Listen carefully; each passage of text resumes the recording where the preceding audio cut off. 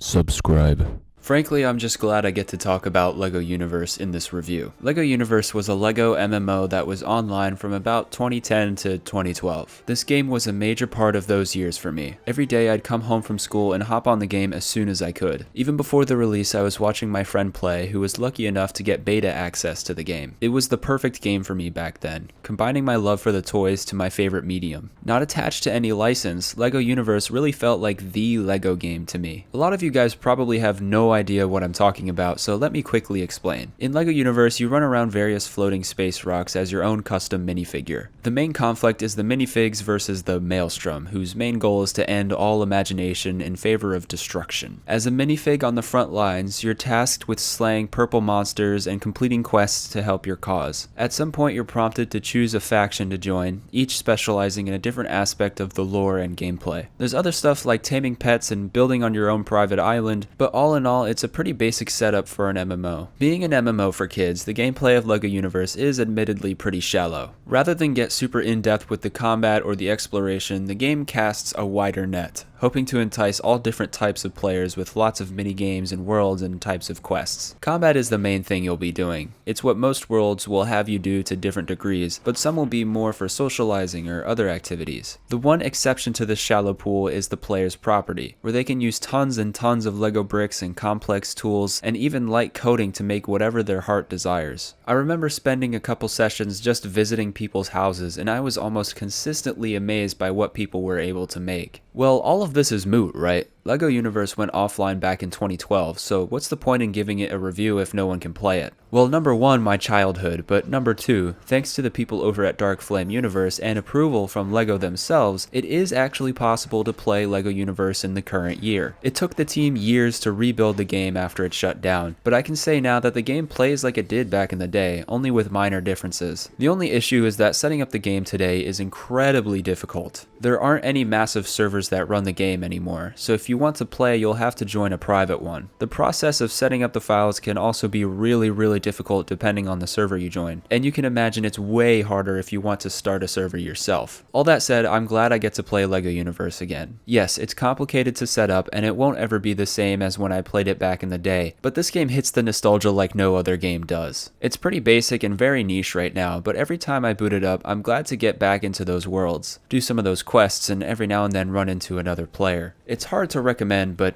I don't care. LEGO Universe will always be fun in my book. 8 out of 10!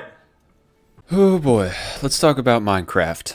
The game to end all games. Since even before its official release in 2011, Minecraft was taking the world by storm. It has since carved out its own corner in pop culture, allowing mountains of people to make livings off of just this one game. Not just YouTubers, but full-time server hosts, builders, merch sellers, and much more. The game has become so culturally significant that it's easy to forget where it all started, a game about building blocks. To give the cultural side its piece, I'll briefly talk about my history with Minecraft videos and stuff like that. At this point, there's probably only a fraction of you that know I started making content 10 years ago on YouTube. Of course, I was playing Minecraft, inspired by the Yogscast, Captain Sparkles, Sky Does Minecraft, and those are just the big ones. My friends also made Minecraft videos, and this cycle would take over my life for many years. There was Minecraft merch all over my school. A couple times a year, we'd start up a server and see how far we could get. I still have some of those worlds, tons of memories locked away in a file. The first time I started playing Minecraft, I knew I'd found something special. I very heavily value creativity, and Minecraft was creativity incarnate. Infinite possibilities to make structures, interact with the world, and tell stories. But what made Minecraft really special was how simple it was at its core. At the end of the day, Minecraft could be broken down into one simple object, a cube.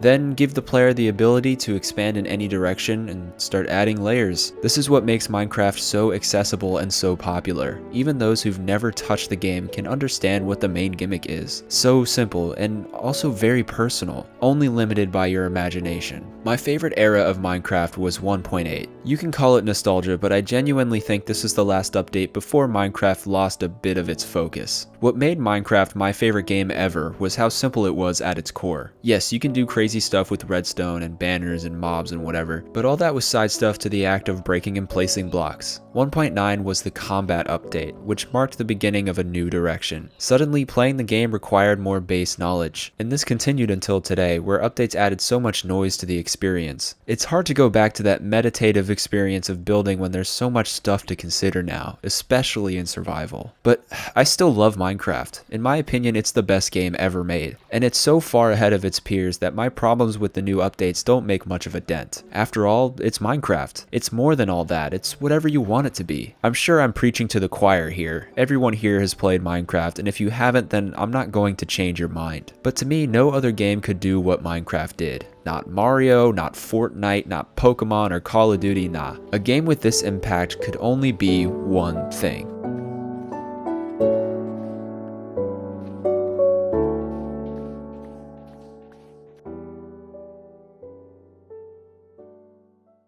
So I was pretty into Overwatch when it came out. My group of friends were looking for a new game to play, and Overwatch really did come out at the perfect time. Most of my life was spent on CSGO or Rainbow Six at this point, and Overwatch looked like a fresh take on the team shooter. It had a bunch of new characters that had wild gimmicks that could really shake up gameplay from a typical shooter. Not to mention the trailers really caught my eye. They were really well made and set up this really interesting looking world. I remember people comparing Overwatch to TF2 back in the day, but with the benefit of hindsight, I think it was a silly comparison to make. They both had slightly cartoony art styles and character-based classes and such. The marketing was also pretty similar in that aspect, but gameplay was pretty different. From the very beginning, Overwatch was a pretty competitively focused game. It was more methodical than TF2, requiring more communication between players and deliberate strategy and composition. But the heroes in Overwatch brought a lot of flavor to this gameplay loop. They covered a lot of different roles and gameplay styles, allowing lots of different players to find a favorite. My preferred characters were usually more aggressive. Damage dealers like Soldier 76, Reaper, Widowmaker. My problem was that I was not a good damage player, so I didn't get a lot of playtime with them. Instead, I played a lot of support. I don't mind support, but I found them pretty boring in comparison. Later on, there was an update that better enforced a balanced team composition, but since damage was the most popular class, I was firmly cemented as a support player. I had my fun playing Lucio and Zenyatta and occasionally Mercy, but I think this is what did it in for me. Overwatch felt more and more geared towards the competitive atmosphere, and as a result, I felt discouraged to pick up any new characters I might like because if you wanted to win, you had to pick your best character and or fill in a role. I eventually fell off of Overwatch. It's hard to say when because I didn't really drop it straight up, I just played it less and less every time. And when you leave Overwatch, it gets pretty hard to step back in. This is a problem that faces every online competitive game like this. The meta changes constantly with new updates and characters and things like that. Once I left, that was pretty much it. The only thing left for me was the visuals and the world. I still maintain that an Overwatch movie would be really cool to see. They have a pretty interesting thing going on, and I'd much rather sit down and see a movie than try to get back into the game. I had a great time with Overwatch while I played it, but I don't think I would enjoy it the same if I picked it up again.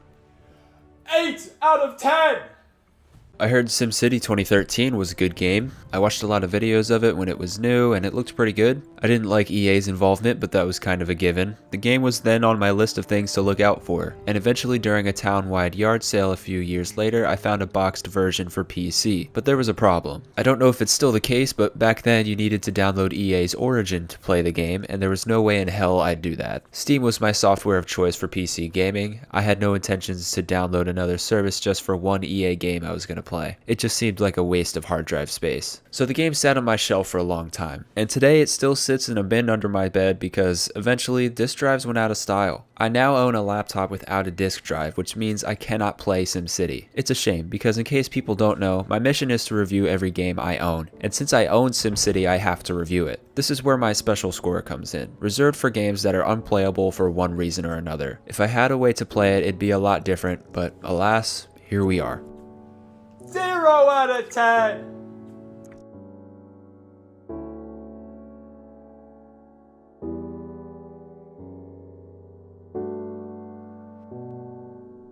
Merry Christmas.